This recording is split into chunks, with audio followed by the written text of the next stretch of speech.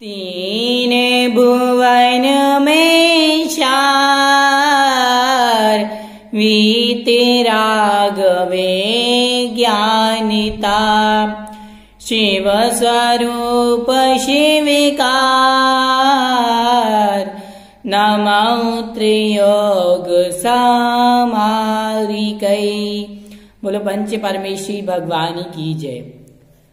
पंडित दौलत राम जी द्वारा रचित श्री छैडाला जी ग्रंथ का स्वाध्याय चल रहा है। यदि अभी तक आपने भव्योदय चैनल को सब्सक्राइब नहीं किया है तो सब्सक्राइब कर लीजिए और बेल आइकॉन का बटन दबा लीजिए।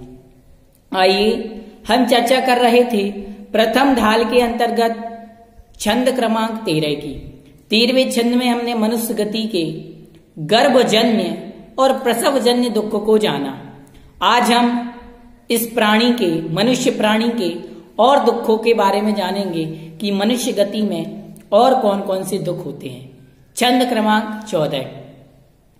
बालिपने में ज्ञान न लयो तरुणी समय तरुणी रत रयो अर्धमृतक समबूढ़ापनो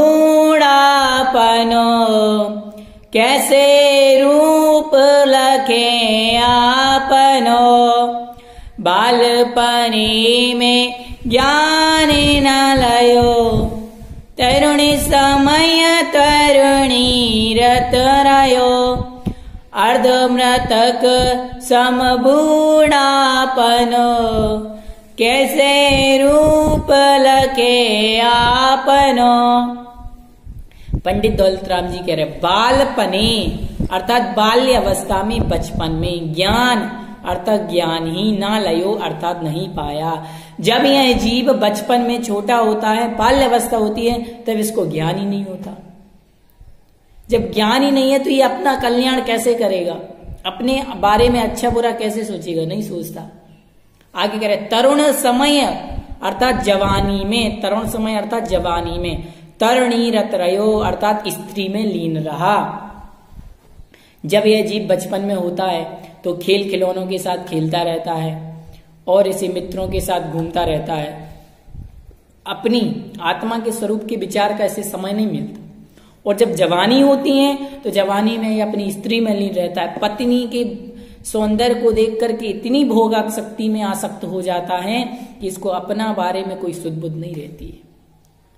अर्ध मृतक संबूढ़ापनो, जब बुढ़ापा आता है तो अर्ध मृतक आधे मरे हुए जैसी, अध मरे जैसी वृद्धावस्था होती है। सम अर्थात समान, बूढ़ापनो अर्थात बुढ़ापा जो है वो आधे मरे हुए के समान है।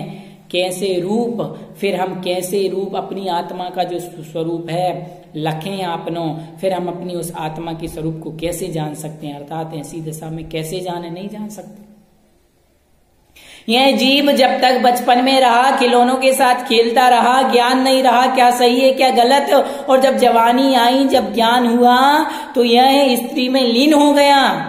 और जब बुढ़ापा आया तो इसने सोचा कि अब मैं अपना कल्याण करूं, तो शरीर शिथिल हो गया, आंखों से दिखना बंद हो गया, शरीर पूरा शिथिल पड़ गया, पैरों से चलना बंद हो गया। अब कैसे कल्याण करें, अर्थात कल्याण होने वाला नहीं।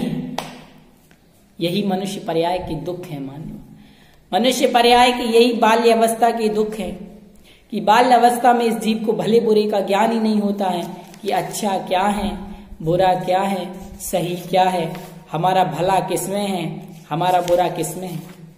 और जब तरुण अर्थात जवानी आती है तो जवानी में से ज्ञान ही नहीं रहता कि हम क्या करें क्या ना करें। बस एक ही चीज, भोग आसक्ति में इतना आसक्त हो जाता है, इतना आसक्त हो जाता है कि उसी स्त्री में लीन हो जाता है।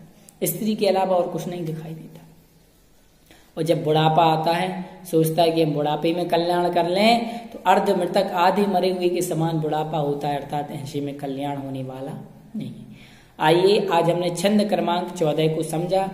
इसके कुछ प्रश्नोत्तर मैं आपको गृह कार्य के स्वरूप देता हूँ, आपको अपनी कॉपी में, नोटबुक में नोट करना है।